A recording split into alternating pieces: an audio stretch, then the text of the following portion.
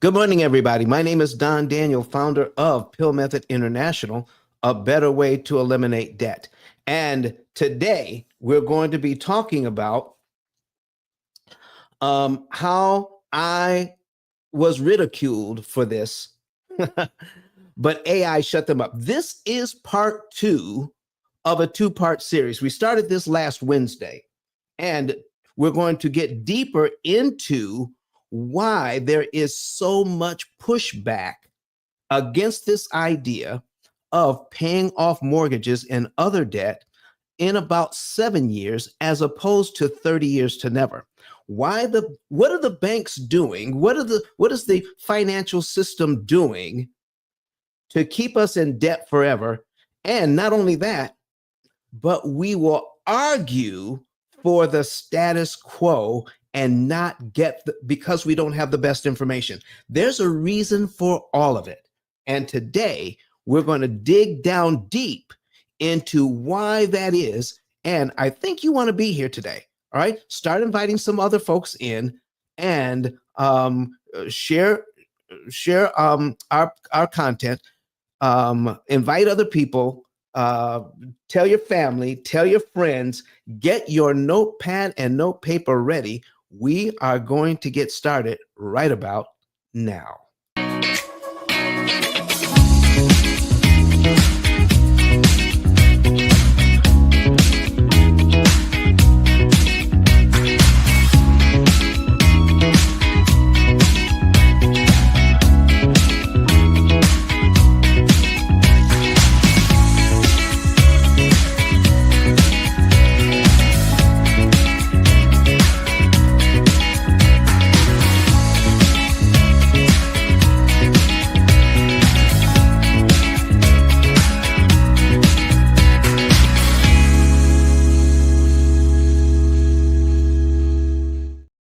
All right, ladies and gentlemen, let's go ahead and get started. I want to start with this because it is, when I start saying this, for some people, it's just too much to take because we have never been taught how amortized loans actually work. And there's a reason for it. But why do we hang on to those ideas for so long with absolutely no evidence? Once you get the evidence, ladies and gentlemen, here's some things that you will know for sure, but they sound like they don't work. Number one, the higher interest rates actually work better than the lower interest rates when you're trying to save money, cut your interest cost so that you can get out of debt faster. All right. Remember that. Never put a large down payment on a mortgage or a car payment. Never do it on a car loan. Don't use large down payments. When you understand how to read an amortization schedule, large down payments actually work against you. All right. Never buy down the interest rate. I know people talk about it, and I know even builders will even buy down your interest rate for you. If a builder offered me to buy down my rate, I'd say no, because there is something else you could do with that money that benefits you more once you understand what's going on. Let's see, what else? What you don't want to do, ladies and gentlemen, what you don't want to do is refinance. Don't refinance your mortgage or any other loan just to get a lower interest rate. That works against you. And today, if we have time, I will tell you about the very best mortgage there is, and it goes against everything that you've ever been taught. The best mortgage there is an interest-only loan for the first 10 years of your mortgage. Wait until you hear everything that an interest-only loan actually offers you. That is one of the most misunderstood financial products on the planet. Oh my gosh. So if you're here in Clubhouse, raise your hand. If you're watching me online, Go ahead and tell me where you're from.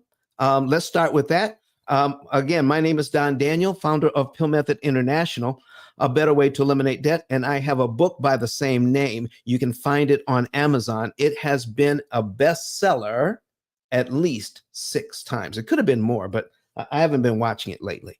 So please go ahead and follow us on all of our social media. You can go to ice10k.com or CEO Don, ceodon.com or ice10k.com, and follow us on all of our social media there. All right. So we just had Bree come into the room. Good morning. So listen, let's find out what is going on with this idea of now we of why people fight so hard against learning more about finances.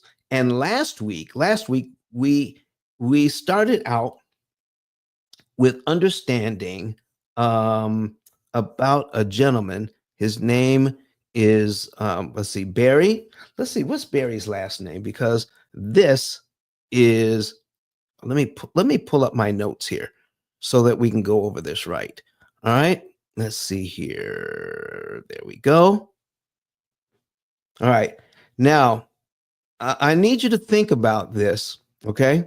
His name is Barry Marshall, Dr. Barry Marshall from Australia, and he discovered something that practically everybody in the medical community ridiculed him for and said it cannot be true. He discovered what really causes ulcers. When most people, come on up, okay, Rainy. When most people thought that ulcers were caused by stress, okay, most people thought that. He discovered that ulcers were caused by, watch this, a bacteria. And the thinking, the medical thinking at the time, good morning, Rainey, how are you? I'm well, thank you. Excuse me. Am I pronouncing your name correctly? Yeah, it's rainy, not sunny. I love it. I love it, Rainey. Okay, so Barry Marshall was ridiculed by the medical community for this one thing. It was believed that no bacteria could live in stomach acid. And that's why he was ridiculed. No one anywhere in the world believed him. I mean, he went to conference and wrote papers, and he went to conference after conference after conference, and he was ridiculed. I need you to read that story. So, and I put the link in last week. So I want to get that link for you guys so that you can read this story for yourselves. So let me pull that up. I'll pull up that article for you. There it is. And copy the link. There we go. And let's see if it copied just fine. And we're going to put you, there it is. Okay. And I'm going to put it online as well. Okay. There we go. This link is to an article about Barry Marshall. And it tells a story about people push back against this idea so badly is for basically for this reason. The way to cure an ulcer before Barry Marshall was surgery.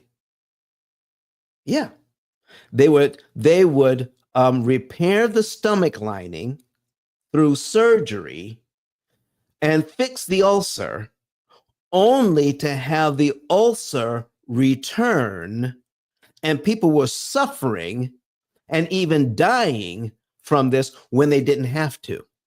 I mean, Barry said, listen, all we need is an antibiotic. We don't need surgery. And listen, they laughed him to scorn. I'm just telling you. So what did he do? He actually mixed up some of the what they call H. pylori, Helicobacter pylori. That's the bacteria. He mixed it up and drank it. And when he drank it, he gave himself an ulcer. And then they documented everything and cured himself with an antibiotic. Now, this was in the late 70s and early 80s.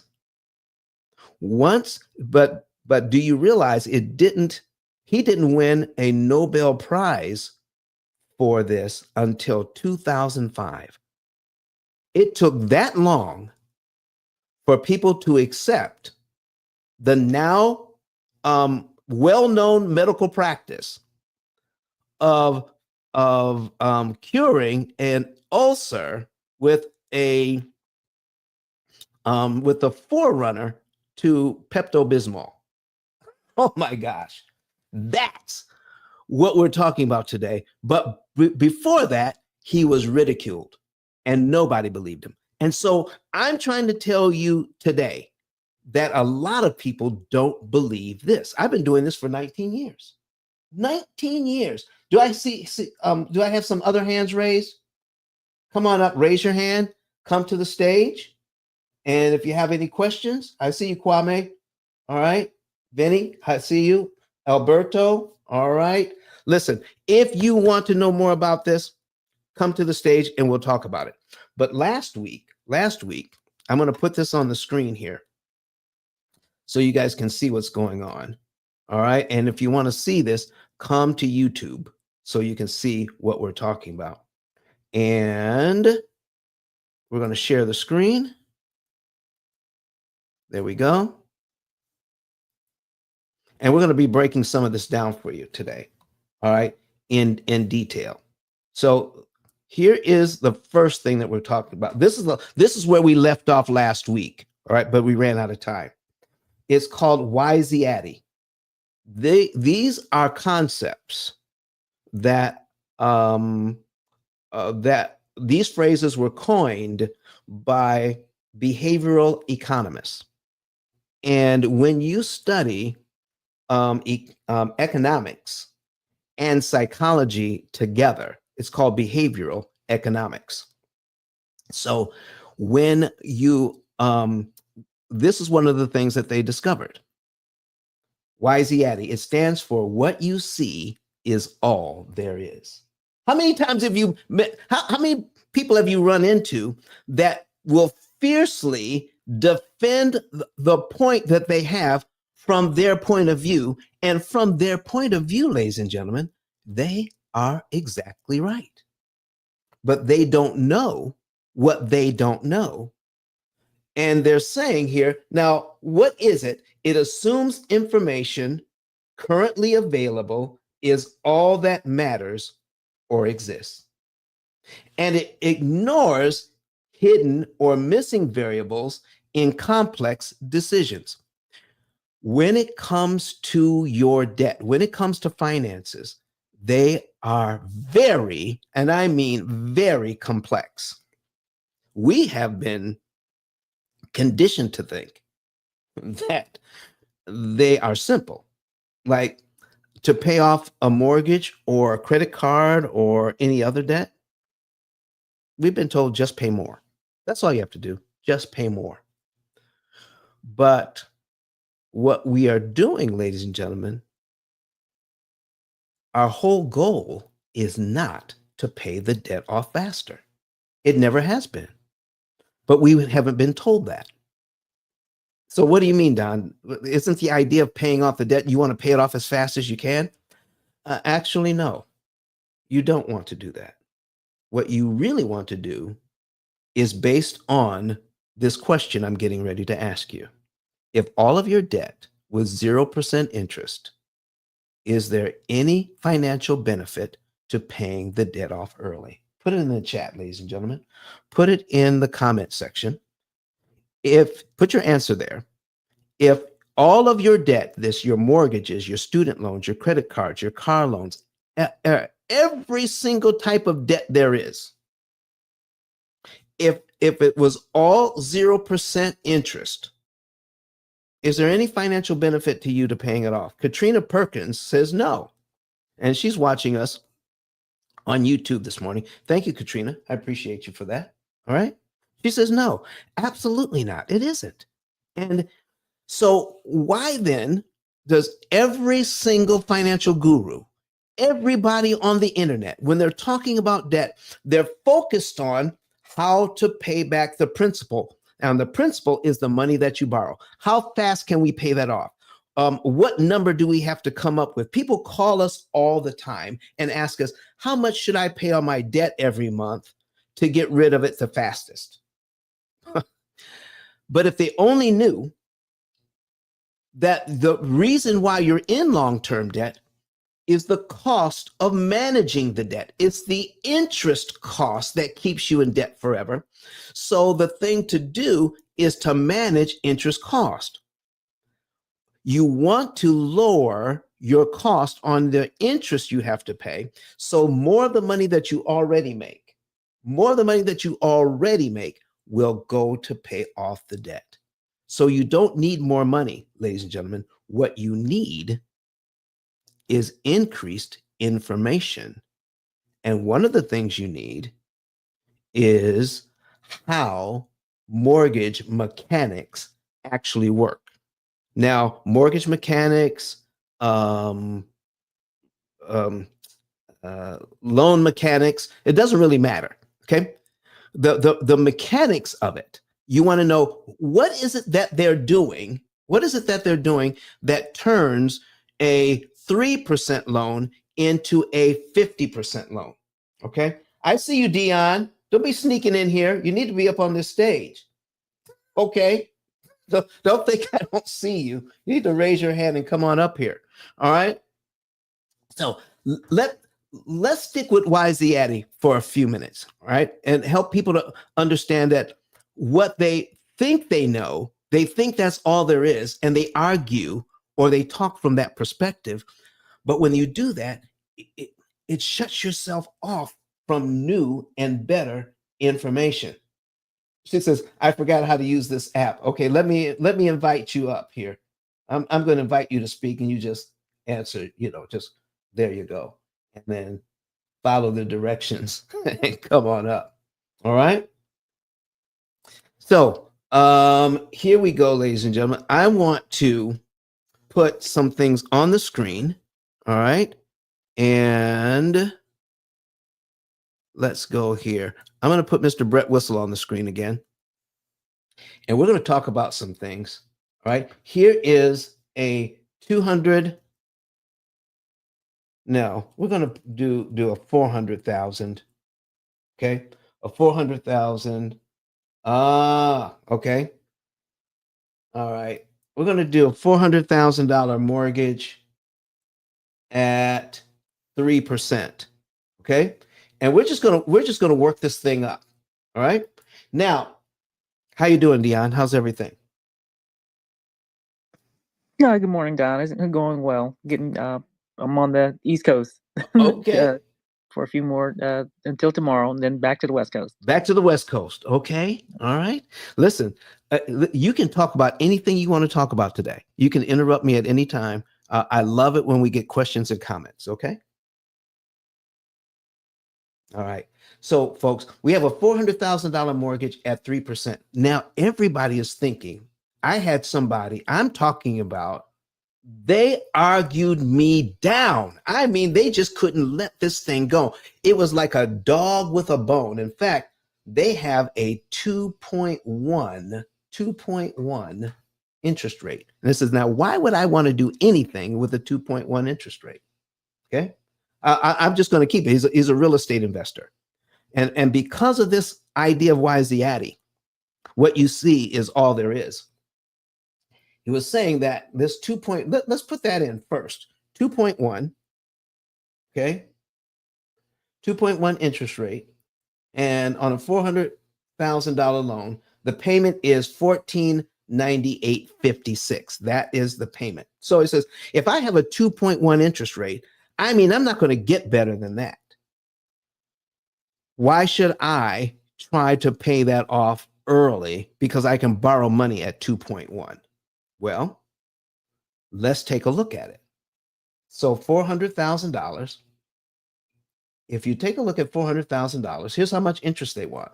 $139,481.60. Folks, that's not 2% of 400,000. You know what that is?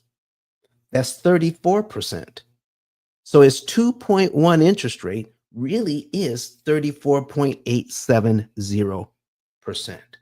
So another thing that people do when it comes to economics, they do mental accounting. Mental accounting will oftentimes lead you astray.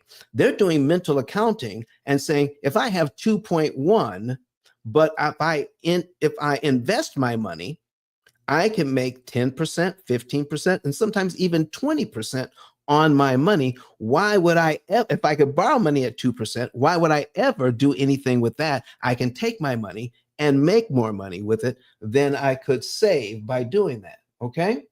So come on up. I see you, Ken. Come on up here. All right. Got Ken in the house. Ken, how are you doing this morning? I'm great this morning. I'm great. I got 3 graduations. So I'm busy today. Okay. All right, man. Well, listen, I'm glad you're here. So if you see anybody wants to come up to the stage, can you invite them up? Yes, sir. Yes, sir. I appreciate that, man. So now this guy was saying he wasn't thinking about the fact that it was 34% that he's paying to the bank, and it's even higher in the early years. Can I show you what I mean by the fact that how much interest it was actually paying and didn't even realize it? And this is a real estate investor. All real estate investors I've ever met are throwing away millions of dollars because of this, because they don't do the math. They're trying to do an opportunity cost calculation with mental accounting without actually writing it down and looking at the numbers. They're making a judgment call, an intuitive decision, thinking that, well, 2% has to save me money so I can turn around and make 10% when I invest. Well, that's an intuitive decision. That's not a math decision. And most of us make intuitive decisions when it comes to our finances. That's why we stay in debt forever. And the banks understand that, play on that. That keeps us in debt forever because we're making intuitive decisions when we should be making math decisions. So let me show you what this means. Okay, so we have on this payment here, even at 2%. Watch this. At 2%, at 2.1%, the payment is $1,498.56. Very affordable. He's charging more rent than this, so the property is cash flowing. So it makes perfect sense not to mess with it if you understand it the way he understood it. But let's break it down the way the bank understands it. Okay. So the amount when he pays that money, his payment of $1498.56. Let me make a note of that. $1498.56. When he makes that payment, here's what happens to it. $700 of it goes to interest. And $798.56 pays down the loan. What? That's at 2%. What's really going on behind the scenes that we're not taught to pay attention to? This part. I'm going to put a calculator on the screen and we're going to break this down. All right, where's my calculator? All right, there it is. And let's put that on the screen. There it is. So our first interest cost is $700. Okay.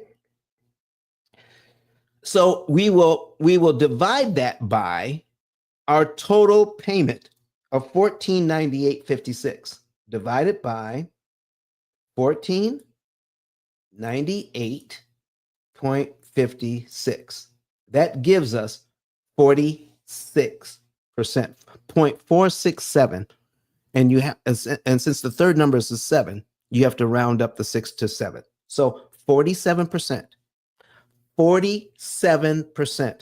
That first payment, he's paying 47% of his money is going to interest. Folks, that's a 47% interest rate all day. I don't care what you say.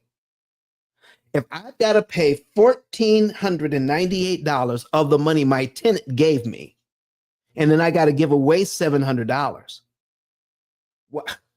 how is that desirable? Okay, I'm thinking 2% the whole time, and I'm focused on how much money I'm making after I pay the mortgage. That's where I'm focused. I am not focused on the fact that my tenant gave me enough money in 1 year. Watch this. I'm not focused on the fact that my tenant gave me $1,498, okay, and 56 cents times 12. I'm not focused on that. My tenant gave me enough money, $17,982.72. Now, every real estate expert out there, everybody who's into using real estate as a way of making money, as investment property, will look at this and say, all right, what are my costs and what am I renting it for? And the main cost that they're looking at is, what is the mortgage payment? So if the mortgage payment, let's call it $1,500, and if I can rent it for $2,000, that's $500 cash flow every single month for that. Okay. Anybody got any questions or comments? Anybody on the stage have any comments about that? Okay. At all. And if you want to come to the stage, raise your hand, come to the stage. And if you want to see what we're talking about, go to YouTube. And once you get there, do not forget to subscribe. All right. Go to YouTube and watch this. So out of nearly $18,000, only $9,675.50 of that money your tenant gave you pays down the loan. In other words, this is your potential equity. And that's what the gurus are teaching. Your tenant is growing your equity. But out of the nearly $18,000 they gave you, okay, only $9,675.50 of it is helping you. And you don't have to do that. Here is what we're doing, ladies. I need you, let's break this down the way the bank does not want you to see this. We start out at $400,000 and payment on our original mortgage, right? $400,000. And in 1 year, we pay it down to $390,324.50. Do you see that? $390,324.50. But if we pay the bank monthly, the way they want us to pay it on time, okay, how much does it cost us of the money our tenants give us? How much money does it cost us to get there? $8,307.22. That's how much money goes up in smoke that we don't get to use. The bank gets to use that. They keep that money. The investor that bought the mortgage gets to keep that money. $8,307.22. So if I continue to think that this 2% loan is actually helping me, I'm looking at this. This is nearly 50% of my money gone. And I'm taught to think of it as, no, this is my tenant's money. Nope. That's not my tenant's money anymore. Once the tenant pays the rent, that's my money. That's your money. Once the tenant pays you, that's your money. And what are you doing? Giving nearly 50% of it away because we have not been taught how to read an amortization schedule. Now, I just need you to put something in the chat and say, do you want to continue? Do you want to continue to give your money away like that? Talk to me, everybody. Put it in the chat. Somebody say something, okay? Now, I want to show you this. This is how much money goes to principal. This is all your principal payments added up right here. All your principal payments added up. It comes to $96.75.50. I am not suggesting that somebody do this. I'm just showing the mortgage mechanics. I'm paying down my loan by $9,675.50 in 1 year. But what if I had that money already? What if I've been a real estate investor for some time and I have some cash built up and I've got it sitting in the bank, making 1/10 of 1%. But if I have this money, could I give this money, $9,675.50? Could I give this money to the mortgage company or to the bank in the very first month and be paid down to line 12 in 1 month? I'm not suggesting that this is the P.I.L.L. method. What I am saying is that when we understand mortgage mechanics, we can make different decisions. Now, this is just a suggestion for informational purposes. So let's put our calculator back on the screen and subtract 400,000 from 400,000. Okay. We're going to subtract 9,675. Okay. $9,675.50 equals $390,324.50. Okay. So I've just suggested a couple of different ways. We can make every single payment the bank wants us to make. Okay. 1 through 12 and pay the loan down to $390,000. Or we could give the bank the $9,675.50 all on line 1 and get paid down to here in 1 month. My question is, if it's possible to get to the same point. Now, the idea is to pay off the loan, is to pay down the loan. If I can get here in 1 month, that means I skip all the interest payments between line 2 and line 12 that I never have to pay. So my question to you is, if I can give the bank the same amount of money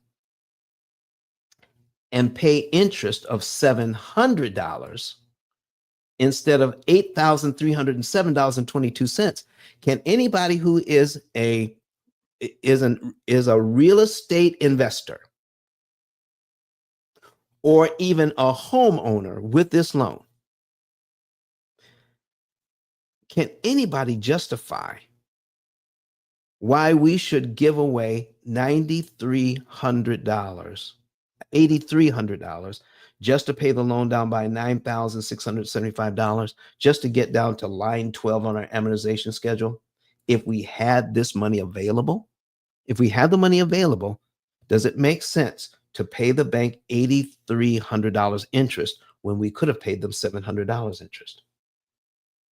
Does that, I just need you all to start thinking about why the banks have conditioned us to think this way. All right.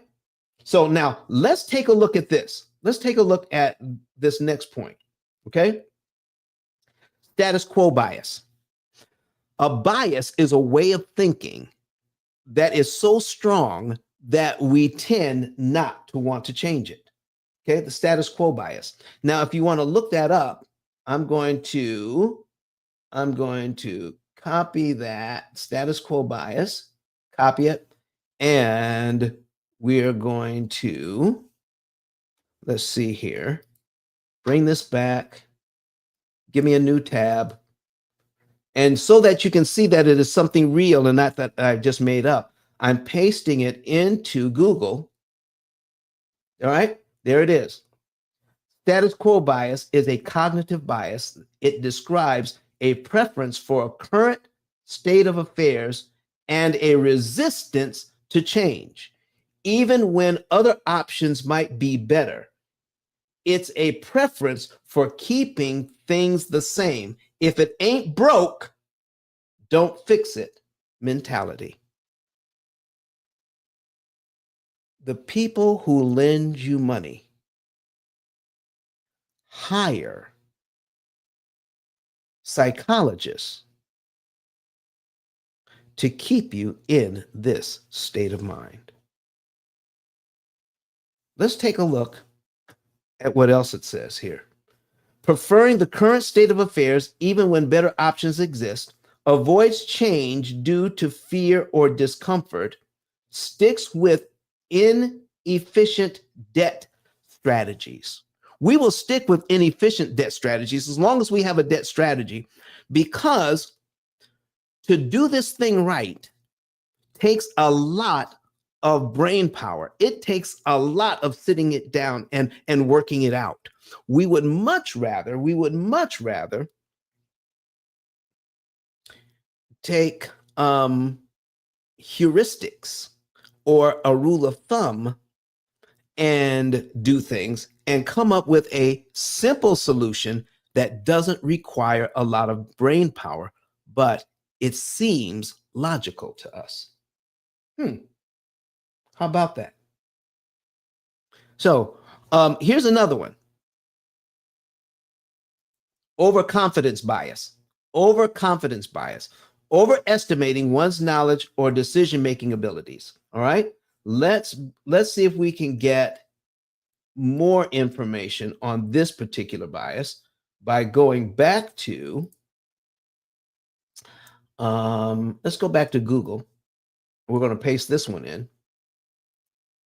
All right, overconfidence bias. All right. Overconfidence bias is a cognitive bias where individuals overestimate their abilities, knowledge, or judgment. This basis causes people to be more confident than their skills or understanding warrant. The longer you've been doing something, the more confident you are that the stuff that you're doing is the right thing to do.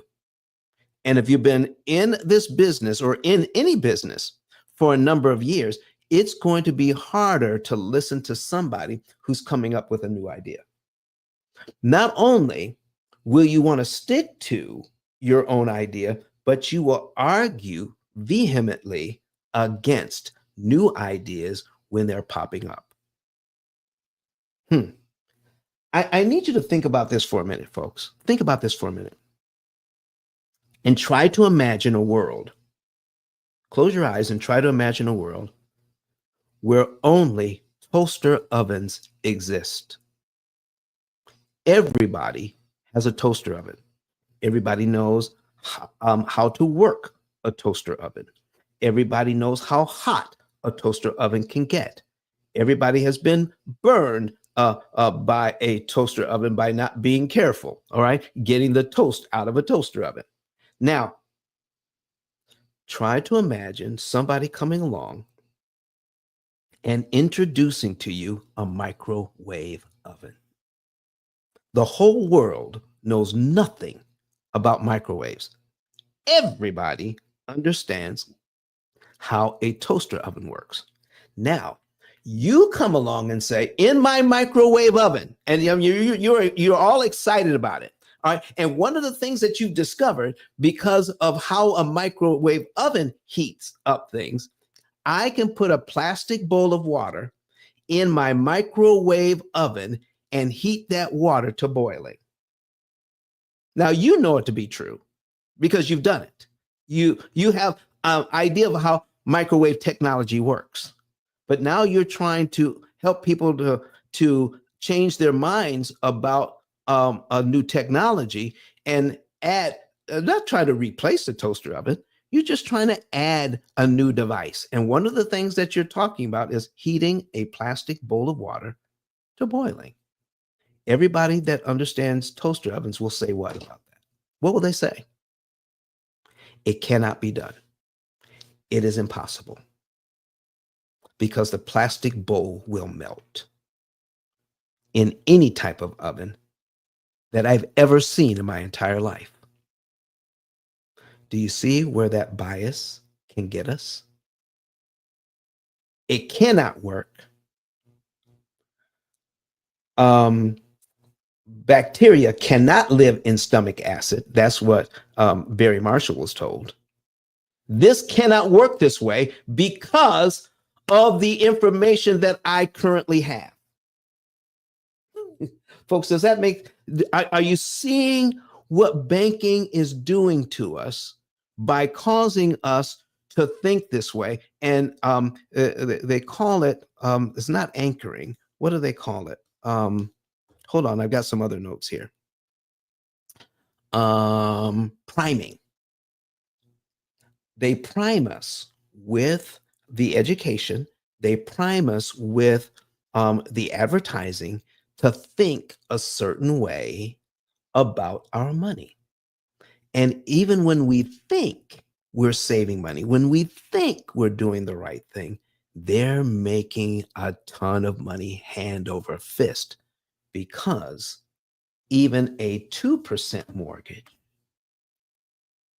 even a 2% mortgage is 34.87%. What if it's a 3% mortgage? Okay, which is still fairly low. Most people would say, listen, if they offer me a 3%, I'd jump on it with both feet. That makes the payment $1,686. But most people aren't realizing that if I borrow $400,000 at 3%, and if I follow what most real estate investors are doing, they're not putting an extra dime on principal. That means $207,111 goes to interest. That is over half. That's 51.778%. All 3% mortgages are 51% mortgages, and we're not taught to think of it that way. All right? Let's go to 4%.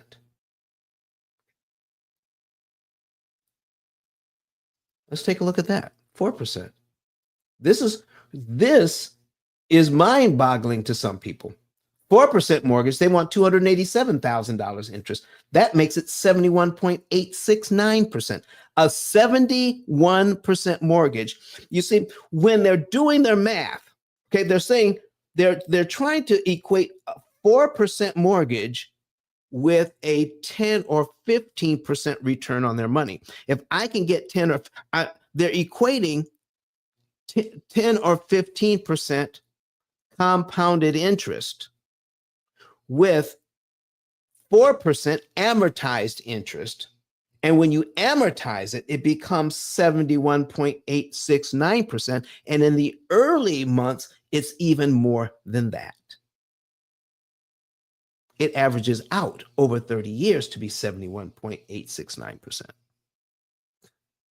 This is what we're into. This is what we're conditioned to think. All right. So now that's 4%. Well, we might as well go to 5 and take a look at it. All right. So now that takes our payment to $2147.29. But look at this. For $400,000 borrowed, the bank wants you to pay back $373,024.40. Folks, that's nearly half. I mean, no, that's not half. That's nearly 100%. They want me to borrow $400,000, pay back $373,000 in interest for a total payback of $773,000. Folks, if you have a 5% loan,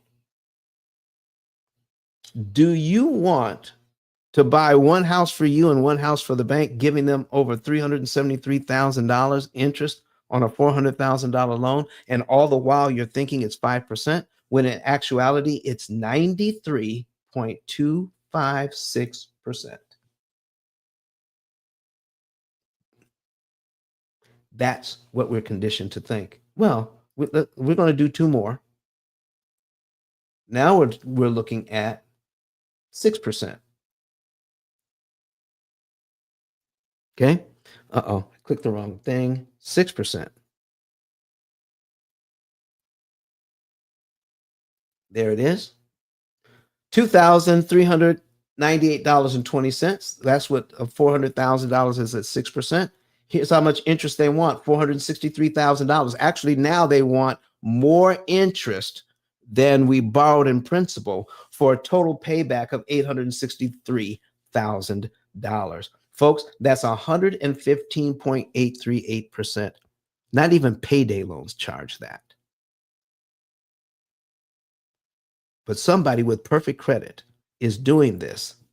Somebody who has perfect credit and they're a real estate investor who has been told that you don't need to do anything to this loan. They're paying 115% interest and they're not even realizing it, and they don't have to. You don't have to do this. But we're conditioned to do it. And not only that, we're conditioned to argue against the change. How about that? Okay, let's do one more because that's where we are now. We are at 7% interest. 7% interest. Take this payment out, $2,300. Now the payment is $2,661.21. On a $400,000 loan, the bank wants $558,000. That makes it 139.5%. Does anybody want to pay 139.5% interest on a loan? But they will pay 7 because we're conditioned to think 7. If that's the prevailing interest rate, and we're either investing or we're buying a home for ourselves. If that's what's being offered, we'll buy it. And then we're taught to think about it a certain way. Now, how many people are looking at this? How many people are looking at this? And they're conditioned to think that 7 or 6 or 8% is a high interest rate and therefore undesirable. A high interest rate is undesirable. How many have been taught to think that? Because listen, I hear it on the news all the time. The higher the interest rate, and everybody is moaning and groaning. But I need you to think about this right now. If you have a high interest rate and you can afford the payment, you're better off there than you are at the lower interest rate if you understand mortgage mechanics. If you understand mortgage mechanics, you're better off at the higher rate than you are at the lower rate. Why is that? Because you want to lower your principal payment, not your interest rate. One more time, you want to lower your principal payment, not your interest rate, because of what we've been taught. Let's start here. We're going to go all the way back to our 2% mortgage. All right, let me get rid of some of this advertising here. Okay, our 2% mortgage, and I need you to see the principal payment. The principal payment is $798.56. Because of how the loan is calculated, if you want to make every single payment, then you want the lowest interest rate available. But if you're trying to save interest, that means you want to give the bank money where it makes it impossible for them to charge you interest. That is the idea of interest cancellation. How can I give the bank back the money that I borrowed and make it impossible for them to charge me interest. Here's some of the mortgage mechanics. This is still not the P.I.L.L method, but it helps us to understand how mortgages work, all right? The mechanics behind it. If I have my mortgage payment here and I prepay the principal on line 2, which is $799.96, that's at 2%, I do not have to pay the $698.60 worth of interest to pay my loan down to here. I immediately jump to line 3. Okay. But if I make my regular mortgage payment and give them an extra $799.96, I completely wipe out all of this interest. If I prepay something less, I will wipe out part of this interest, which will still be okay. All right. Wiping out interest is wiping out interest. It's going to be good. But if I want to wipe out a whole interest payment, I got to come up with an additional $799.96. In other words, the more interest I save, the faster I'm out of debt. The more interest I pay, the longer I stay in debt. So if my amortization schedule makes my principal payment larger, my money does less work for me in saving interest. Does that make sense? Watch. If I'm looking at wiping out interest, let's take a whole year's worth. Because all the principal payments here, all right, add up to $9,675.50. If I prepay this, it knocks off 1 year. I could prepay $9,600 and knock off 1 year. But what if I could pay less than that to knock off 1 year? Would that be advantageous? If I could pay less than $9,600 at one time and kill 1 whole year off my mortgage, if I could pay less, would that be better? All right, put it in the chat. Okay, if you're watching me online, all right, say something about that. All right, if you're here in Clubhouse, say something about that. So let's take a look. Let's take a look at the 3% loan. Okay, when we take a look at the 3% loan, I need you to see this. My principal payment just dropped down to $686, $688. Compare that with the 2.1% loan, where my principal payment is $798, $799. To get rid of line 2, I got to come up with $799.96, almost $800. But when I raise the interest rate to 3%, now I can come up with $688 to do the same thing. When I lower the principal payment, I can kill more debt faster when I lower the principal payment. And to lower the principal payment, I have a higher interest rate. Okay. Tisha Cole says she's watching this. Okay.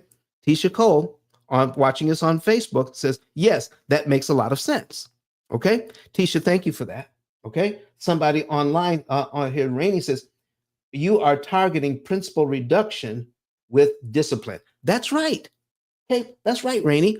What we're doing is understanding the mechanics of it for the first time, because this is not taught anywhere at any level of financial education. We are given rules of thumb or heuristics to do mental accounting, and we think we are doing right by ourselves because we do some thinking about it. We just don't do enough because we have not been introduced to more variables. We haven't been introduced. We're making decisions based on the information we know. Wisey Addy, what you see is all there is. Well, let's go ahead and take a look at the 4%. Watch this. Okay. So we did 2, we did 3, now we're at 4. All right. Uh-oh. Principal payment is down to 5. Okay. Principal payment is down to $578. I want to show you one whole year on the first 3. Watch this. One whole year on the first 3. At 2%, I have to come up with $9,600 to wipe out one year. At 3%, all I have to do is come up with $8,300 to wipe out one year. And at 4%, $7,444.15 at one time wipes out 1 year on this mortgage. Can anybody tell me that $7,000 to wipe out 1 year is not better than $9,600 to wipe out 1 year? So Tisha Cole says, no, never heard it before. Never heard of this before. Why, Tisha? It isn't because you weren't. It wasn't because you weren't paying attention in class. Tisha, there was no class on this. The most ubiquitous financial tool on the planet is the interest-bearing loan, or the loan that creates interest for the investor or the bank. We've never been taught this because people make a lot of money on it.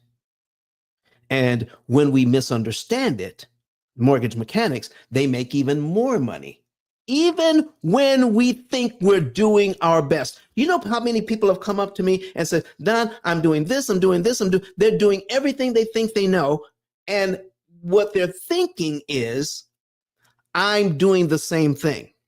And I'm here to tell you, ladies and gentlemen, at the P.I.L.L method, everything you know, we're doing the exact opposite on everything you already know. The exact opposite. It is not the same by any stretch of the imagination here at the P.I.L.L method. Not at all. And Don, where did you get this?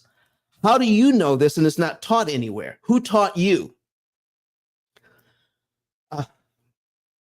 Let's talk about that for a minute. I have what's called autism spectrum disorder. When I look at an amortization schedule, I see the pictures and the patterns. So nobody taught it to me. And what started out while I was in school started out as a true deficit, started out as something that caused me great pain and anguish. I soon found out, I found out later in life that God gave me this because the way that I look at an amortization schedule, I see the patterns that most people do not see. And I've spent the last 19 years helping other people to see it. Okay. Let's see. Does this work for car loans and personal loans? So somebody's asking this. Okay. Does this work for car loans and personal loans? Yes, it does. Okay. If they're charging interest, it works.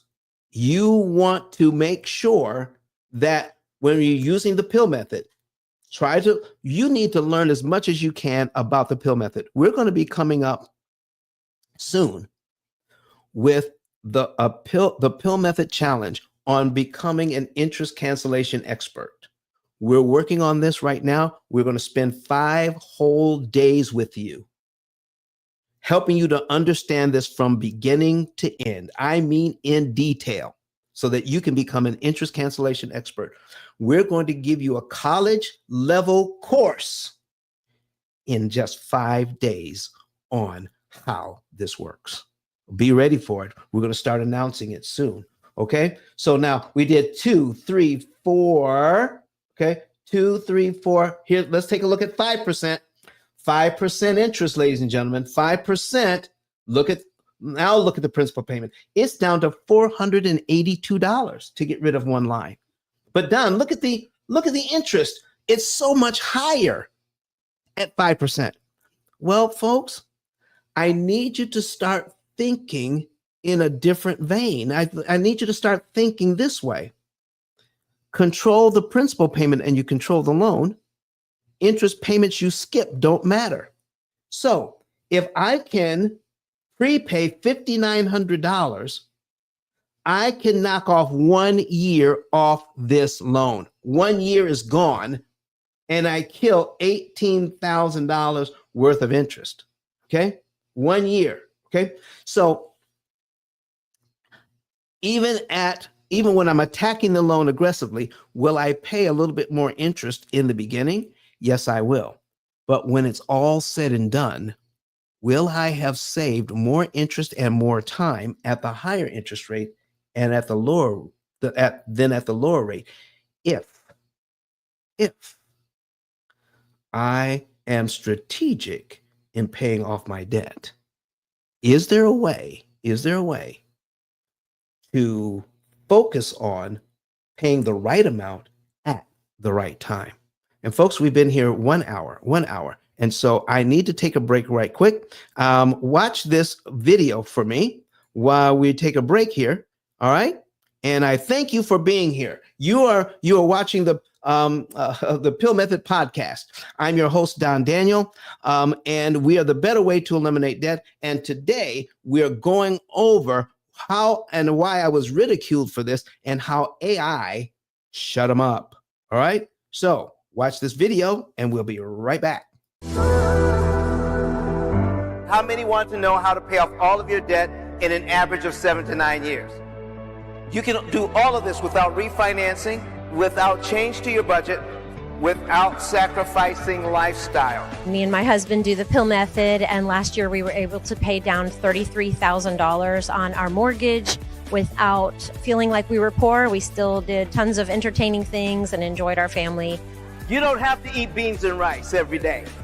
You don't have to cut up your credit cards. You don't have to drive a 30-year-old car. You don't have to sell pizzas at night to pay off your mortgage. All you need to do is pay the bank less interest. That's what we're talking about today. Here is what P.I.L.L method stands for: prepayment of principal, isolation of principal amounts, leverage, and liquidity. You understand it? You have a way of getting out of debt more efficiently. The interest rate you're quoted is not the interest rate you pay. You think you're buying a $500,000 home. The true cost of that home is what? $758,000. Total interest paid as a percentage of principal, 51.777%. That's what's going on with this loan. The ability to read and defeat an amortization schedule is not taught at any level of financial education. I need you to understand the power of a penny. You will not hear what I'm talking about from Dave Ramsey. Do you know why? Because I own the copyright. I literally wrote the book. But Don has some valuable information that can contribute to the quality of a person's life. And it only costs you a few dollars. It's his book. Why not get that? I'm going to go through the P.I.L.L method myself with some of my investment properties. So I'm going to link up with Don, and then I'm going to sit down with him, show him my investment portfolio, and see how I can eliminate interest.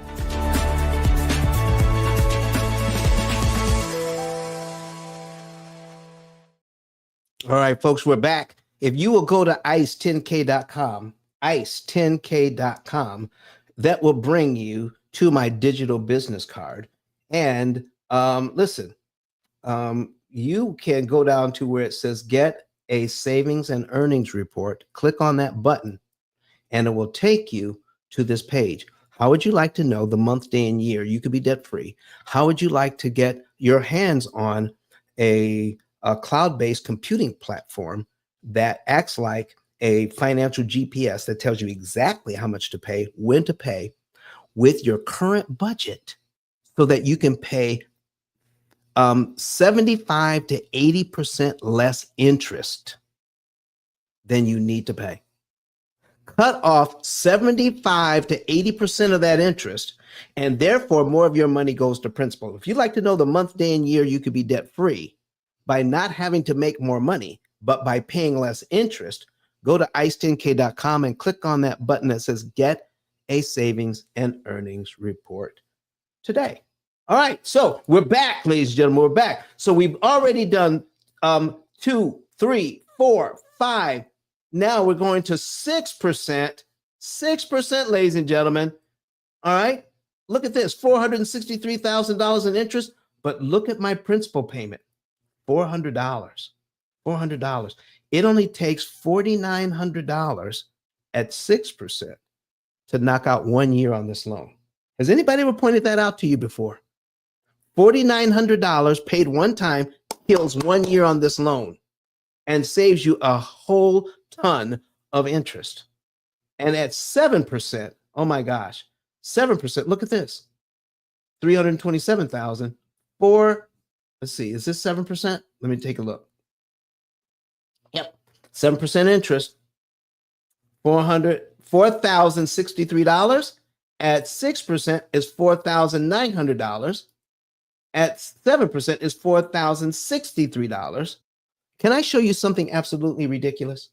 Absolutely ridiculous.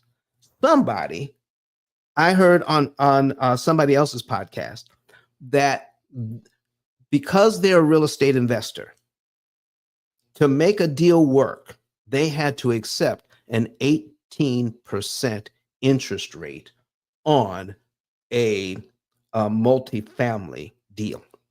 They got a multifamily deal, got a great deal on it, but they had to accept 18% to make it work. Now, it's still cash flow, but they were distressed about an 18% loan.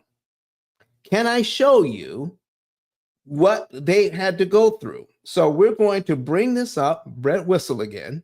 Come on, Brett. Talk to me. Okay. $200,000 on this multifamily. Great deal on it at 18%. I need you to look at this for 30 years. I need you, based on what you've learned so far. This is what being open to new information can do for you. You don't see things the same way. Once you see it, you can't unsee it. So when it comes to this, ladies and gentlemen, don't try to explain this to people. Okay, you're going to get the same resistance that I received. You're going to get the same resistance that Barry Marshall received with such radical and new information. If people aren't looking at the numbers, they can't see this. They have to see the numbers. Okay, so point them to our videos here on YouTube. Besides, all of you on YouTube, please subscribe. All right. And click that notification bell, because every time we come back here, we want to give you brand new and good information. This is a real estate investor. And once I got this information, I did another show on this to show them you're probably not in such a bad situation after all. And they were thinking they need to refinance out of this. You tell me if they need to refinance out of this or not, if it's already cash flowing. All right, here's the payment, $3,014.17 on a multifamily, and they are making money. All right, they're already making money because it's, I can't remember if it's a 4-unit or a 6-unit, but they were charging enough rent to more than cover this mortgage payment. But I need to show you how the payment breaks down. And I need you to think to yourself, let's get rid of this advertising. I need you to think to yourself, what's going on here? What in the world is going on here? Can you see what's going on at this 18% loan? And if you don't know how to read this, would this distress you? Listen, if you're new to the room here on Clubhouse, you need to go to YouTube right now, look up P.I.L.L method, or click the link at the top of the page. You need to see this. All right. I need everybody to comment on this right here. What do you see now that you couldn't see at the top of this show? What are you looking at? Your eyes are not drawn to the interest rate or the interest payment. Your eyes are drawn to the teeny tiny principal payment because, and you're asking yourself, is it true that if I make this mortgage payment here on line 1, all I have to do is come up with $14.38 to eliminate line 2 on this mortgage schedule, and I jump immediately to line 3? You better believe it. Does that mean if I pay my mortgage on line 1 and I give the bank the next 3 principal payments, $14.38, $14.60, and $14.82, I eliminate 3 mortgage payments I never have to make, and I eliminate nearly $9,000 in interest I never have to pay with oh my gosh, with about 45 bucks. 45 bucks saves me nearly $9,000 on this thing. Or are you looking at one whole year on this where $184.79 prepaid up front on line 1 knocks off a whole year on this mortgage? Or are you scrolling down? If you're using Brett Whistle here, B-R-E-T, the guy's name is B-R-E-T-W-H-I-S-S-E-L. This isn't my program. This is a teaching tool that I use. It's an online calculator, but it gives you information that other amortization schedules don't give you. 2 years prepaid, $405. 3 years prepaid, $669. $985, less than $1,000 knocks off 4 years off this mortgage and saves $143,000 in interest you never have to pay. That, my friends, is amazing. And that is mind-boggling. And that is why some people hang on to old information, because this information isn't just slightly different. It is exceptionally different. It is a lot different. It is so different, it boggles the mind. That's why listen, Katrina, I'm with you. Katrina says, wow, look at this. Nobody ever pointed this out before.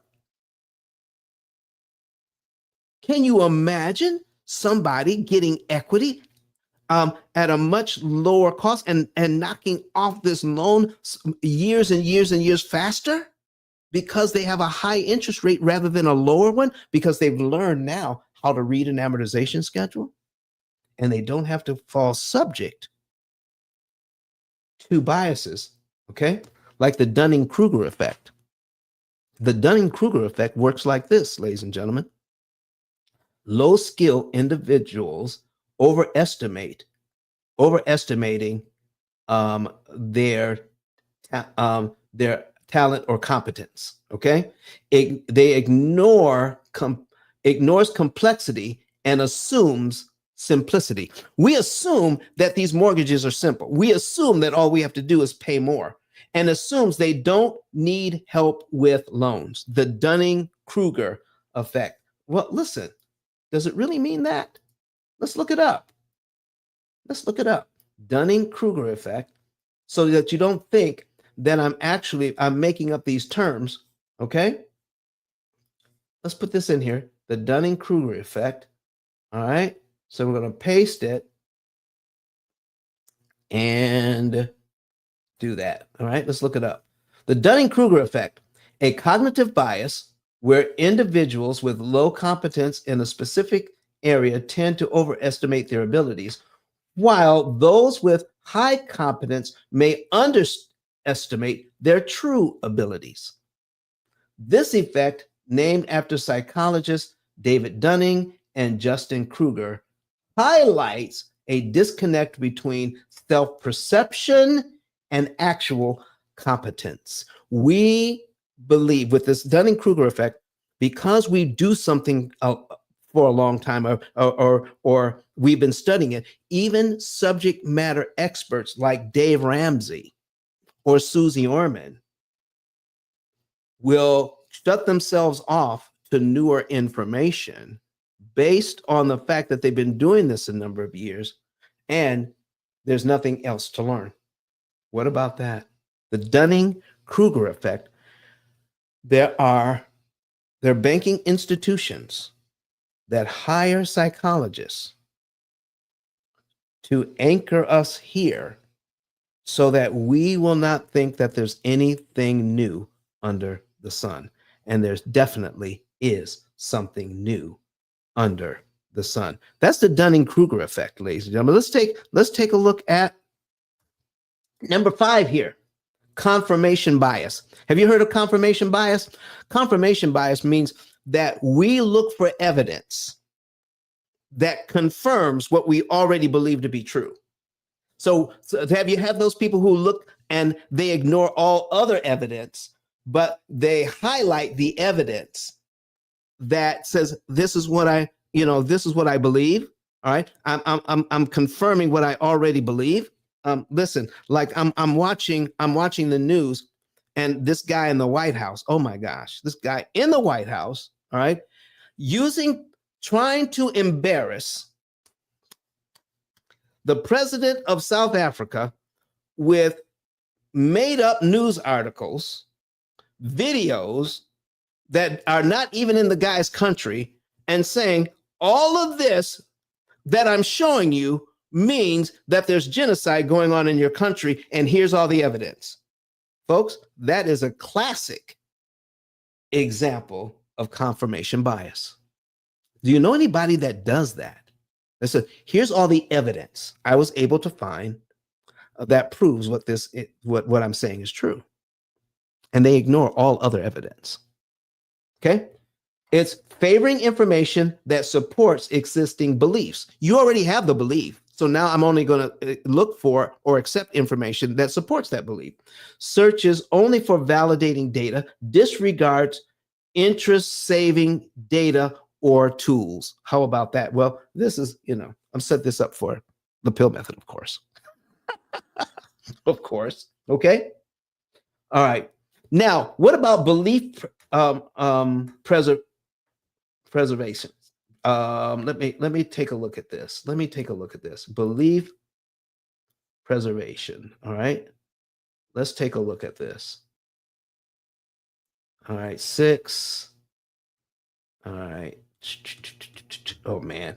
I've got 13 of these. But we only had 6. Okay. Belief. Let me copy that. All right. Copy it. All right. Let me put this in and see if we can come up with the right information, because it cut it off. I need you to see this. Okay. And return. Okay. These are the results for belief perseverance. Clinging to beliefs even after they've been disproved. Clinging to beliefs after they've been disproved. Resist changing opinions even with new facts. Keeps refinancing or overpaying unknowingly. How about that? Keeps refinancing or overpaying unknowingly. Belief preservation, belief perseverance, rather. Belief perseverance. Clinging to something even though there is overwhelming proof that we need to change. Folks, this, more than anything, is what we have to deal with. The described behavior is an example of belief perseverance, a cognitive bias where individuals hold on to their initial beliefs even when presented with contradictory evidence. This can lead to a clinging to disproven beliefs, resisting new facts, and potentially making decisions that are not in one's best interest, such as unknowingly overpaying or refinancing. What about that, ladies and gentlemen? What about that? Are we going to continue to hang on to stuff that doesn't work in our favor only because we've not been taught the right way? Oh my gosh. All right, so listen. I think I've spent a good amount of time here, but I promise to show you the benefit of an interest-only loan once you understand this, because we're going to go over some of the benefits of a new mindset and what it can mean for you. Okay, so let me see. I think I have an article here. Let me see if I can find it. Interest only.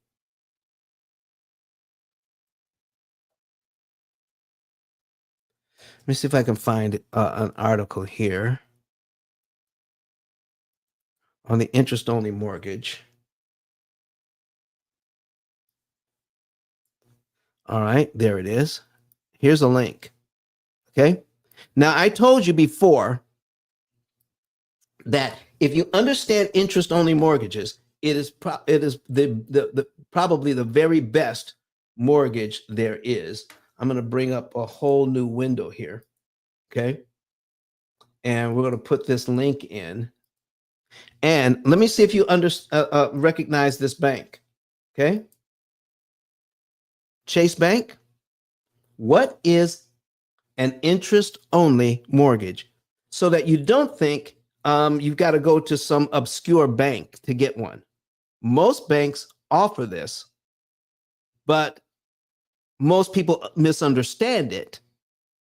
So they're not really putting it front and center when it comes to their advertising. But let's take a look at it, okay? How interest only works, okay? An interest only loan works like this. They're usually variable rate mortgages, okay, or an ARM. They're usually variable rate, and the payment term is usually around 10 years, where you can pay interest only on a mortgage. So let's take a look at it step by step. All right. So I'm going to bring up Brett Whistle again. We're going to use our $400,000 mortgage again. Okay. Our $400,000 mortgage. We're going to do 6.5% this time. All right. There we go. Now let's take a look at the interest only payment. Interest only is $2,166.67.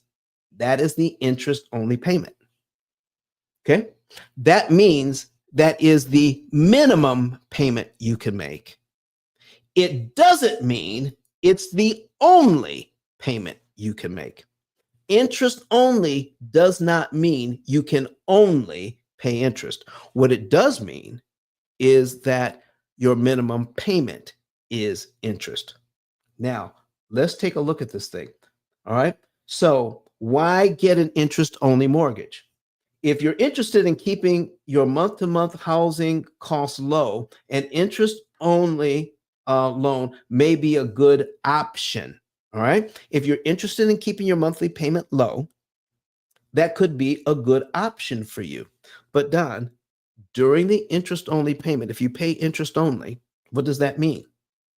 Especially when you do it for 10 years. Here's what it means. If you only pay interest for the first 10 years on this loan, okay, you will pay, let me go down to line 120. Okay. There it is, first 10 years. You will pay $242,000 in interest on this loan, and you'll still owe $400,000. That's what it could mean, but that's not what it should mean. You could do that, but you don't have to do that. Here's what's great about an interest-only loan. Your payment is a minimum payment of interest only. So instead of 25, 28, 27, you could pay 21, 66, 67, but that doesn't prevent you from putting money on principal anyway. So think about it this way, folks. If your interest-only payment is based on how much you owe, but you start putting money on principal early, will you not lower the amount that you owe? If you lower the amount that you owe and you're doing interest-only payments as a minimum payment, will that affect what your payment will be after you prepay? If you put money on principal, will that lower how much you owe? If it does, it will lower how much your minimum payment will be. This is the ultimate in control over cash flow, ladies and gentlemen. The ultimate control over cash flow, paying principal when you want to and make it impossible for the bank to charge you interest. Okay, get watch this. Here's what I mean. Here's what I mean. It's about taking control of your amortization schedule. Okay, Rainey, there you are. Okay, that's what Rainey says. It's about taking control of your amortization schedule. You are exactly right. Okay, so now what if I decide instead of just paying the interest only payment, I'm going to give them $4,400, and this is my new mortgage amount. It's not $400,000. I owe now $395,000. Okay, let me show you how that works. Okay, they're taking. In fact, it's going to be easier if I do this. Okay, I'm going to change this to 6%. Okay, because the math works out better. Okay, watch this. At 6%, the payment is $2,398. The interest only payment is $2,000. Do you see that? You can pay $2,000, all right, but it's based on $400,000. If I, in the first year, give the bank, I can give them $4,900 up front, apply that to principal. I'm going to make my regular mortgage payment and give them an extra $4,900. So I'm paid down to here. So my new mortgage payment is based on this amount, not the $400,000. And here's how they figure it out. Okay. Let's bring up my calculator. They take 6%. Okay. This is how the bank does it. 0.06%. They divide this number by 12. Divided by 12. And each month they take this amount, 0.005, and multiply it by the unpaid balance. If the unpaid balance is $400,000, then every month the payment is $2,000. Let's give it a try. We're going to multiply it by 400,000. That's the original amount. Okay, that's 40,000. All right, there you go. Look at there, $2,000. $2,000. That's the very first interest payment is right there, and that means that's the minimum you could pay. All right, but if you prepay $4,912, there's nothing to keep you from doing that. You give that to the bank. Now your payment is based on $395,000. Okay, $87.98. So let's put that in our calculator. Okay, so $395,000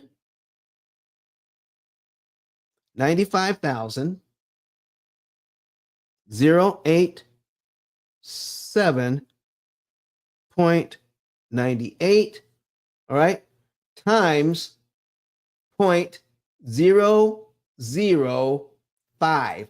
When you take your 6% and divide it by 12, you get 0.005, and we're going to multiply it by our new principal balance of $395,000. It comes to, oh, look here. Now my payment is $1,975.44. $1,975.44. That becomes my new mortgage payment. You are complete control, not over on your mortgage payment, but if this is a rental property, if this is investment property, now you are in complete control of your cash flow. You can increase cash flow with a interest only mortgage without increasing the rent. Whew. It makes me tired just thinking about it. I absolutely love this. What about you? Okay. What if we end up giving them $10,000? What if we give them $10,000? Okay. 10,127. And that brings our payment down to 389,000. Let's do that. Okay.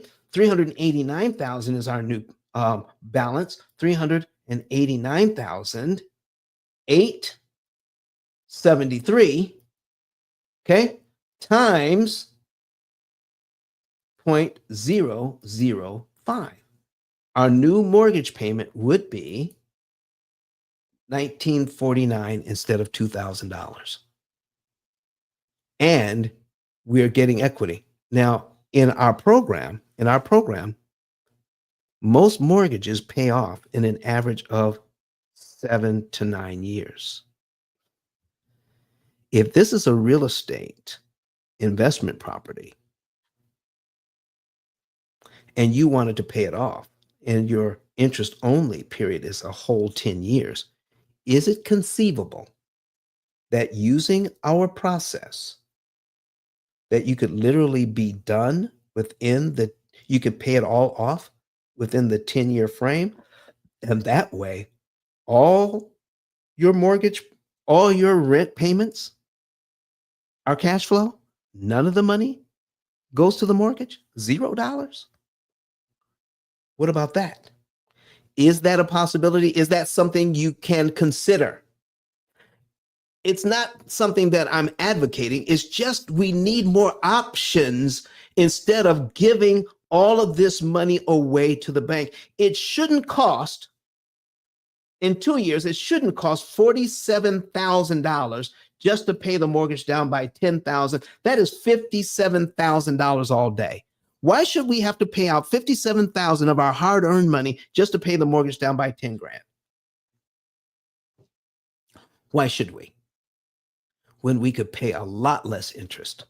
Okay, folks, listen, I need you to also take a look at this. Now, we've been here an hour and 31 minutes, okay? But I need to go over some other notes here that I have, okay? So let me see here. Let's see here. Why your mortgage, okay. Building equity. Building equity. All right, let's talk about it. By prepaying, okay, here's what it costs for your equity here. If you don't know what's really happening, here's what's happening. It costs $2,000 if you pay it the bank's way. It costs $2,000 to get $398.20 worth of equity. True or not true? True or not true? And the next month, to get $400 in additional equity, it will cost you $1,998 and a penny to get that equity. True or not true? How about building? Is there a way to build equity for free? I'm going to take a drink of water while you're thinking about it. Is there a way to build equity for free? You better know that it is.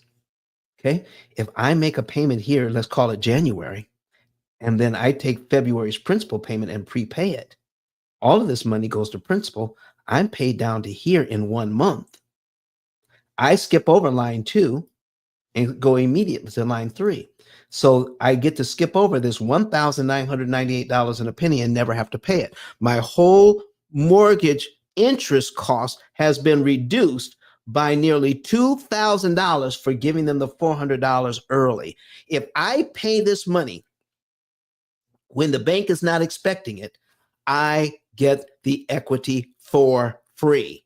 If I give them the $4,900 early, okay, if I get the $4,900 early, I get most of this equity for free because all I have to do is pay and I'll save $21,000 in interest. I'll only pay $2,000 in interest instead of the $23,000 in interest that the bank wants. That's a $21,888.84 worth of interest savings by giving them that money up front. Why not get your equity for free? So, if you're a real estate investor, especially a newer real estate investor, you may not be interested in paying off this loan ever. Or at least in the first few years you're into real estate investing. Here's why. Because if it's possible to pay it off in 7 to 9 years, how quickly can you grow your equity to be able to cash out refi so that you can take cash out to buy more property, to put down payments on more property? You can cash out refi 10 to 15 years sooner using P.I.L.L methodology. using our opportunity cost calculator that optimizes your interest savings. Now, optimize interest savings means this: you can save the maximum amount of interest for every dollar you put on principal, not just some interest. Okay? Meaning, if you could save $6 in interest for every dollar, why would you want to save 3? 3 is a savings. That's a 300% return on your money. But if you could save $6 for every dollar, that would be better. That's a 600% return on your money. Why would you ever want to why would you ever want to get the least amount of interest savings with the same amount of money when you can get the most amount of interest savings for the right amount of money? And when you pay the right amount of money based on how much money you have to work with, here's what's happening. Our mindset is that I need to pay a lot more to pay the loan off early, when our mindset should be, if I'm optimizing, if I'm getting the biggest bang for my buck, I want to pay the least amount of money that I have available to get the biggest savings per dollar. That's how we do everything else. When we buy gasoline, we want to spend the least amount of our money so that we can get the best gas mileage. Okay? When I go to the grocery store, I want to come out with as many carts of groceries as I can for the dollar that I have to spend. Okay? That's what we're talking about, folks. I want to get more for less. But when it comes to mortgages, we're taught, or any other loan, we want to throw as much money at it as we can. And when we do that, we're actually saving less per dollar. Well, Don, don't I pay the loan off faster? Yeah, you do. It's faster than doing nothing. But why do you not want to throw as much money at this loan as possible? Here's why. The more money you throw at this loan, if you put too much on, you violate the law of diminished return. What does that mean? You want to maximize how much interest you can save per dollar. Once you reach maximum of interest savings per dollar, you want to stop putting money towards principal.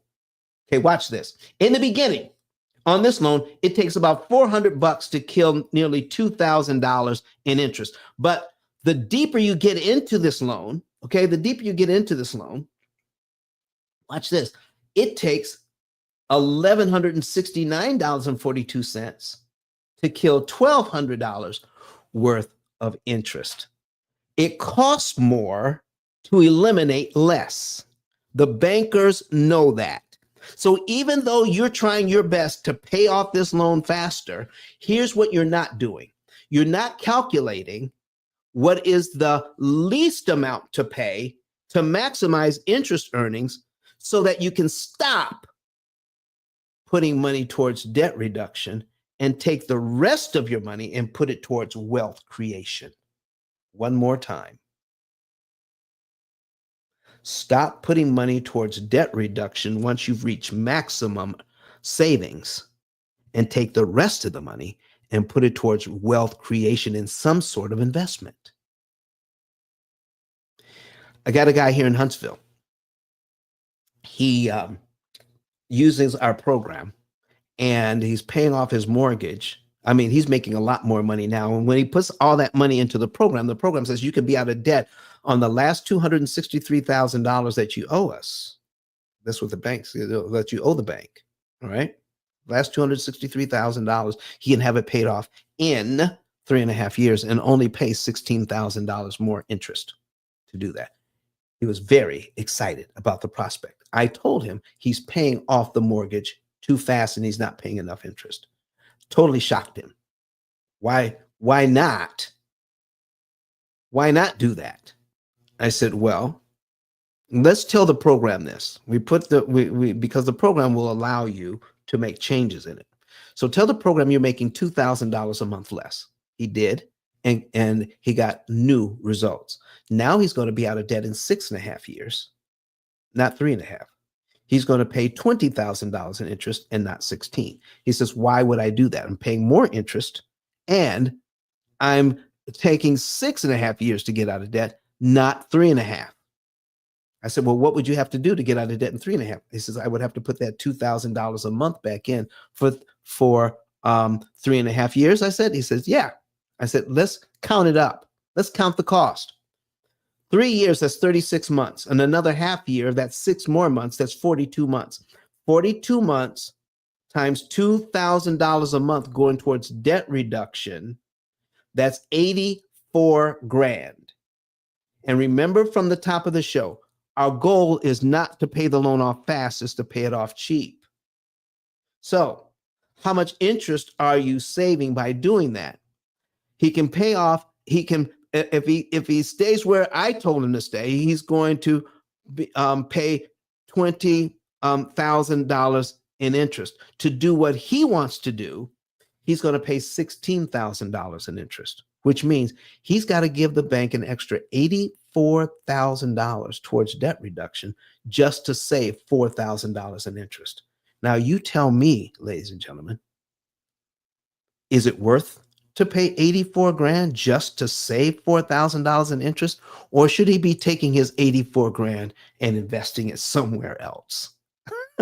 There's a point at which you need to stop prepaying any loan and take that money and invest it. Who's going to help you to figure all of that out and when, especially if you have several loans? The average family has 13 different debts. The average family is paying 35 to 39% of their take-home pay on interest alone. What is the right amount to pay? Which is the right loan to pay it to? Which is now we're getting into looking at all of the loans, looking at all of the interest rates, looking at all the payment dates, looking at all the money you have available, and finding out how computers figure all of this out. Computers don't move dollars, they move pennies. 1 penny on every loan, on every day, on every month to figure out what your maximum interest savings can be per dollar until it stops at the right amount of pennies. That's how computers work, ladies and gentlemen. So if you have, we're going to make this abundantly clear and then I've got to go. Okay. Here is why most people fight against this thing, because they don't understand the variables involved. We have identified at least 10 different variables when it comes to lending. I won't have time to go over each and every one, but just a few of them. But let me put this on your screen. Okay. 10 variables.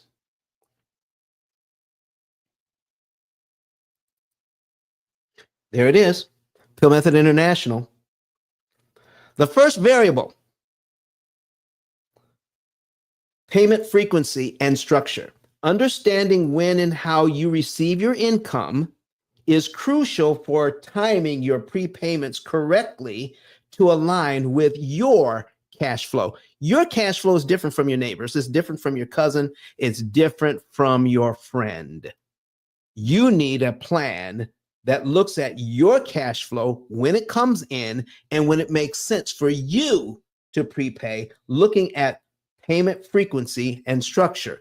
That's one more variable you have to think about. What about variable number 2, income amount?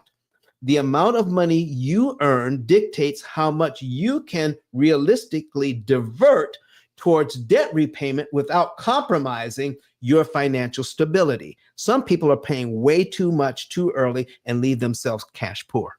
Have you seen it? I've seen it. People trying to get out of debt leave themselves cash poor because they're trying to throw all their money at the debt. Dave Ramsey puts you in this mode of thinking. Okay? Income amount. Number 3, loan structure. Now, each loan specific terms, each loan, if you have 13 different debts, that's 13 different loan structures that need to be studied. We've been told it's simple. Just pay off the smallest one first, or pay the one with the highest interest rate first. But guess what it doesn't take into account? How much each one costs. Figuring out the interest cost on each loan is much more difficult and much more time consuming. And that's why we're taught heuristics or a rule of thumb to figure out what to do, because it's quick and easy, but it costs you way more money not to think about which loan is costing me the most money and what is the best way to save money.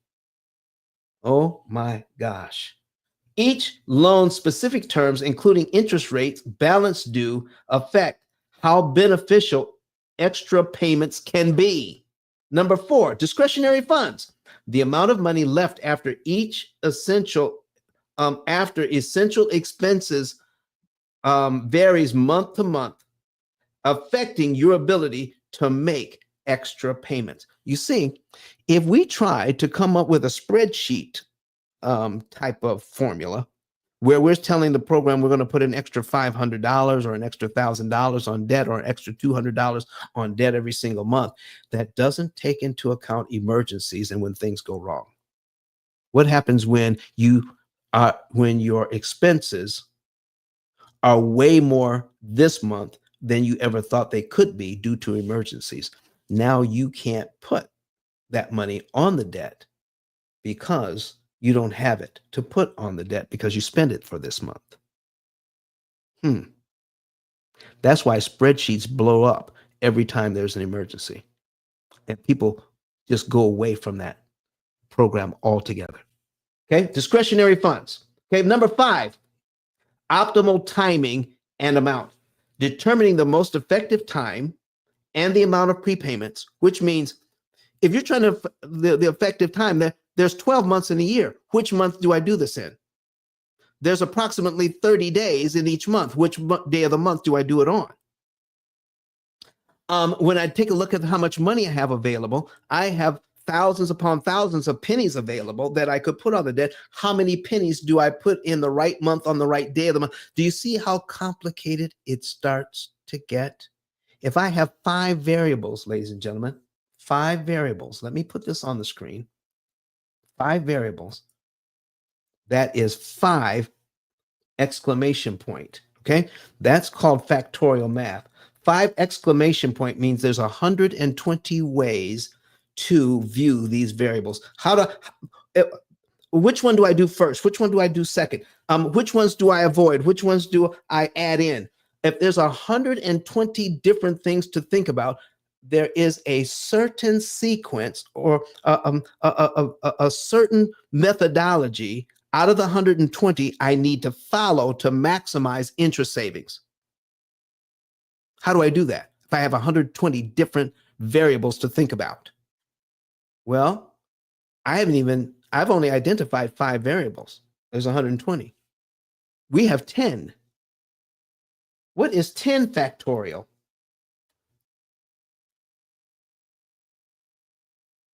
10 exclamation point, 10 factorial, that's 3,628,800 different permutations.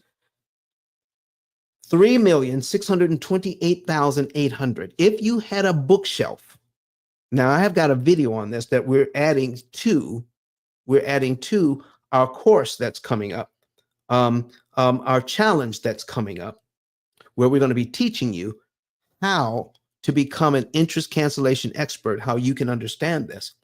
But if you have a bookshelf with 10 books on it, and I'm telling you, your job for the foreseeable future, that's all you have to do, is arrange all of these books in every conceivable position. Book number 1, book number 2, book number 3, all the way to 10. And now let's rearrange the books so they're not in that same order. If you were to arrange these books in every conceivable order, it would be 3,628,800 100 different configurations of these books. It would take you over 100 years if you worked 8 hours a day to arrange that bookshelf. That's how many different choices there are when it comes to figuring out what is the best way to handle your debt. Everybody is telling you it's simple and it's easy, and all you have to do is this. And every time you don't optimize, the bank makes even more money. I'm going to go through the rest of these, and then we're going to be done for the day, ladies and gentlemen. The number of loans, managing, okay, optimal timing, number of loans, managing multiple loans requires an understanding of how each contributes to your overall financial burden. Prioritizing which loans to pay down first based on factors like interest rate and the principal amount is crucial. 7, tracking interest cost changes. Oh my gosh. When we discovered this one, as you pay down loans, the interest costs dramatically change. Meaning, as I pay down the loan, if I have 10 different loans, and let's say I pick the right one that costs me the most. If I focus on that, I could pay it down so much that it's no longer the most expensive. Should I continue to prepay on that one when it's no longer the most expensive, or should I change to another loan? What a novel idea. If I'm using the debt snowball, ladies and gentlemen, the debt snowball pays down whichever loan I pick, pays down that loan to 0, and then I switch to another loan. Pay that loan down to 0, and then I switch to another loan, and the mortgage is last. If I'm using the debt snowball, like Dave Ramsey says. By doing this, as you pay down loans, the interest costs dramatically change. The P.I.L.L method tracks these changes and adjusts focus from one loan to another, optimizing where your money should go next to maximize interest savings. You shouldn't pay down the loan all the way to 0 before you change to another loan that's more expensive to operate. When you stop to think about it, it only makes sense. If one loan costing you $1,000 a month, okay, shouldn't you, and that's the most expensive, as you're paying down on it, pretty soon it's going to get to $700, $600, $500 a month in interest. What if that $500 a month is less than the one that's costing you $600 or $700 or $800 a month?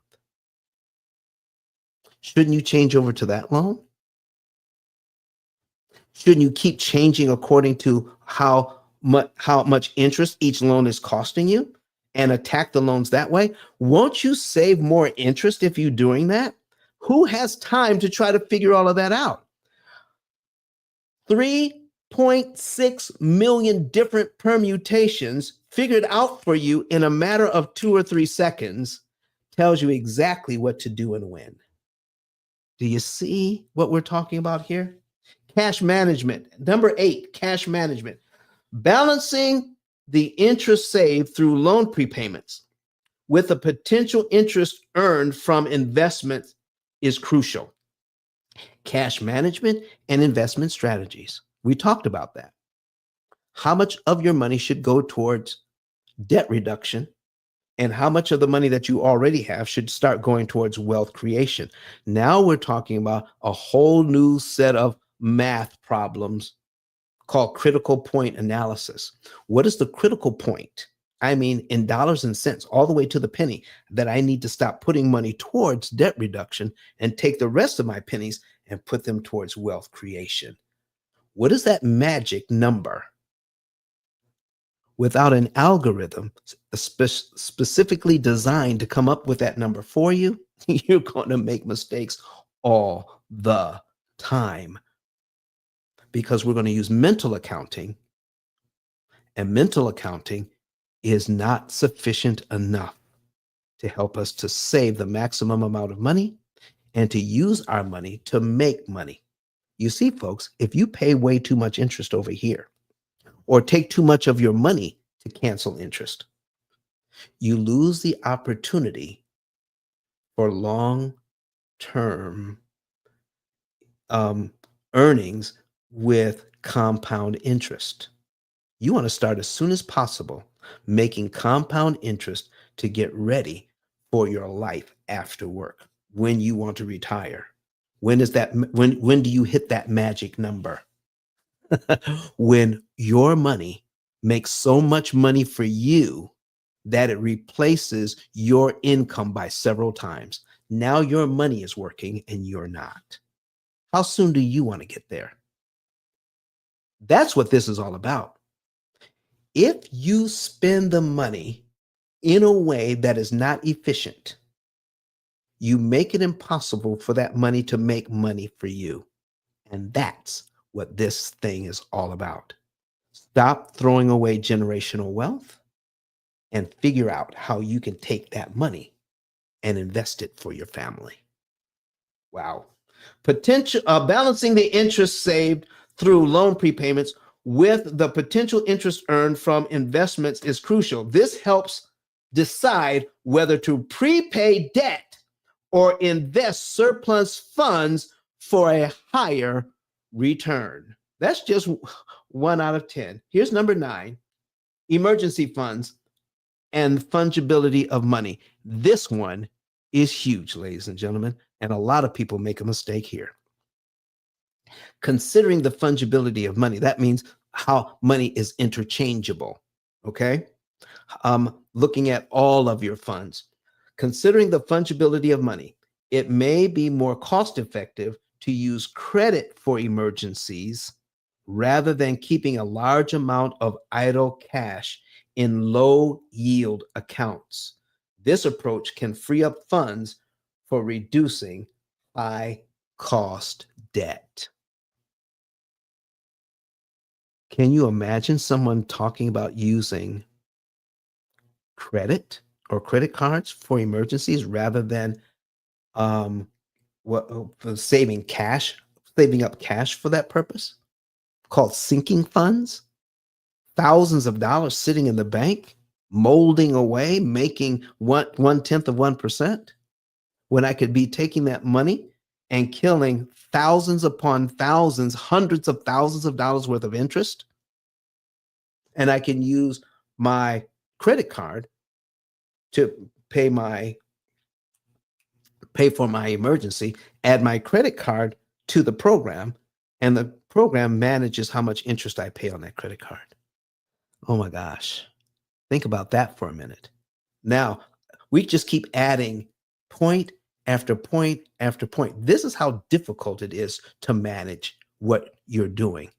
Okay. And number 10, what we spent so much time on, behavioral economics and financial decision making. This is the last point we're making today. Okay. Oh, somebody raised their hand. I'm sorry.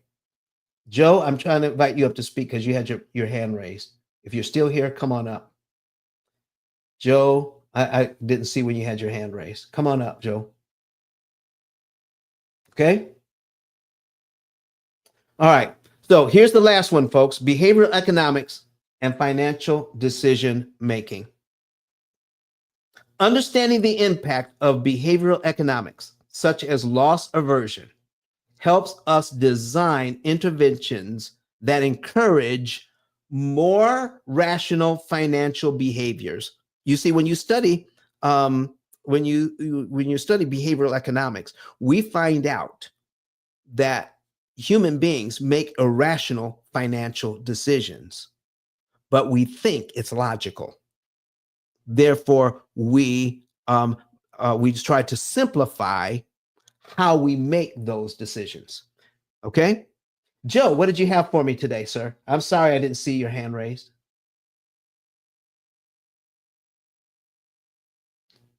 Go ahead and hit that mic unmute in the lower right-hand corner.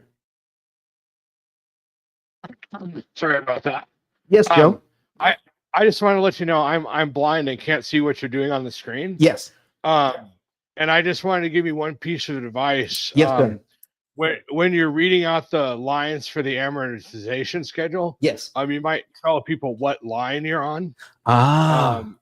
And that way, you know, if you can't see what the screen says, they can still follow along. Yes. Like you would say, line 1 is this interest and principal payment, and then you go to, you know, line 5 or whatever.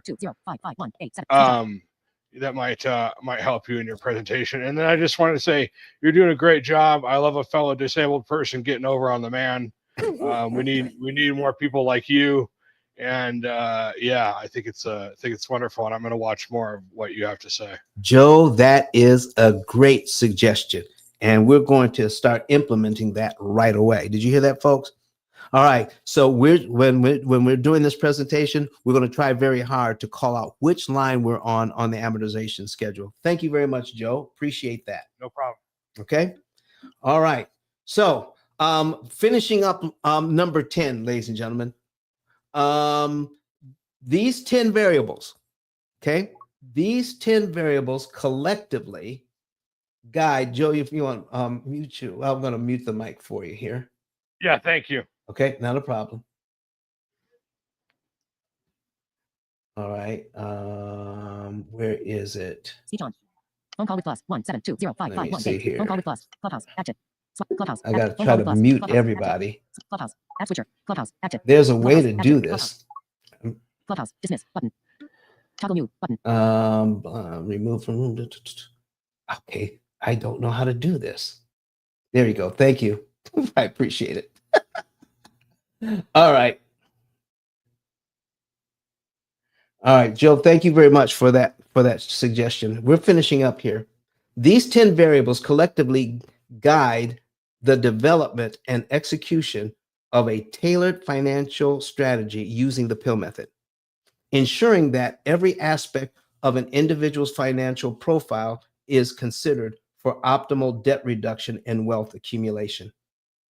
Effectively managing your debt through optimized prepayments isn't as simple as just paying extra when you have spare cash.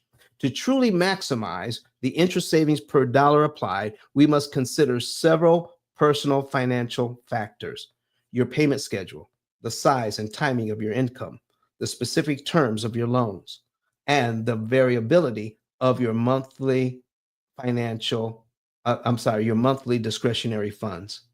These elements require us to perform detailed factorial math to determine the optimal amount to prepay, the right debt to target, the precise timing of these payments. This isn't just about making extra payments. It's about making strategic payments that are timed perfectly to coincide with your financial cycle, sometimes planning 2 or 3 months in advance to ensure we're capitalizing on the right financial movement. This level of precision helps us avoid the law of diminishing returns, ensuring every dollar you invest in debt repayment works its hardest for you. The P.I.L.L method's AI-powered opportunity cost calculator is specifically designed to navigate these complexities,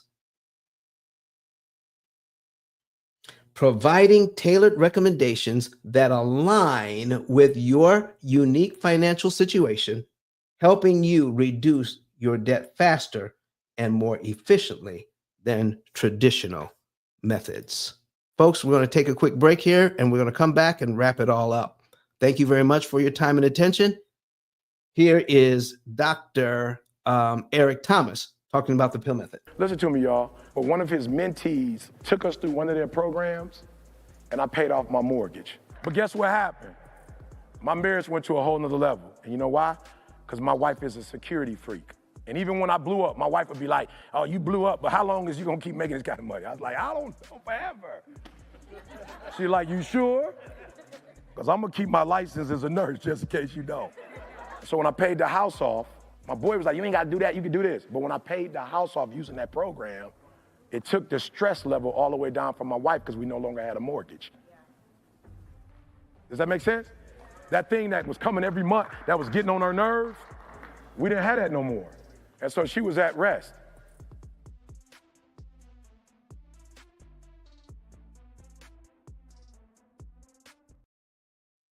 All right, ladies and gentlemen, we're out of here. So I want to thank you for spending this time with us today. I do hope and pray that this has been educational, that you understand why people would fight against this idea, because these are the only ideas we've been given since 1936. And because of that, we try to make the best decision we can based on the information that's been provided. We're dedicating ourselves to make sure that you get the best financial information available so that you can borrow money at a discount. Keep your money from giving it to the investors and invest that money in your future. Okay. I want to thank everybody for being here. Continue to watch our program. Okay, Rainey says, good stuff. Listen, she says good stuff. Thank you. Thank you, Rainey. Lacey, I appreciate you for being here today.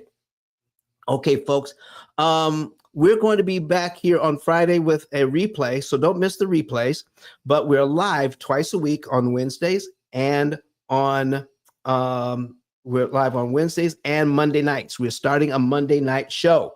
So start telling people about our Monday night show, where we're going to be live on YouTube, Facebook, and LinkedIn, also on Clubhouse, but not in this room. We're going to be in our own room, the P.I.L.L method room. So look for us there on Clubhouse on Monday nights at 8:30 Eastern, 7:30 Central p.m.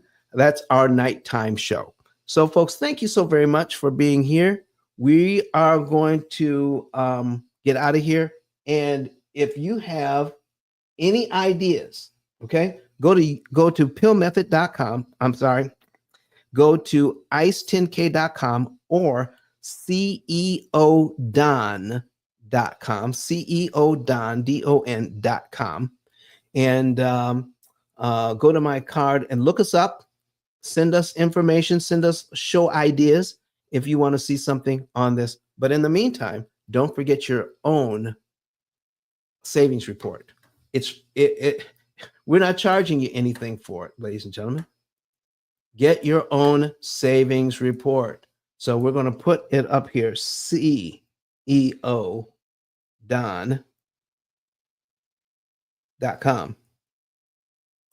All right. There we go. CEO Don. All right. And scroll down underneath ET's picture and get your own savings and earnings report. And you can know the month, day, and year you could be debt free. All right. The month, day, and year you could be debt free, and how much interest you could save, and how much money that saved interest can make for you over time, instead of giving it to the bank so that they can invest your money. It's time out for that, ladies and gentlemen. It's time that we start using debt to create wealth. All right. So we're going to get out of here, and we'll see you next time. There it is, our outro music. All right. See you next time, everybody. Bye-bye.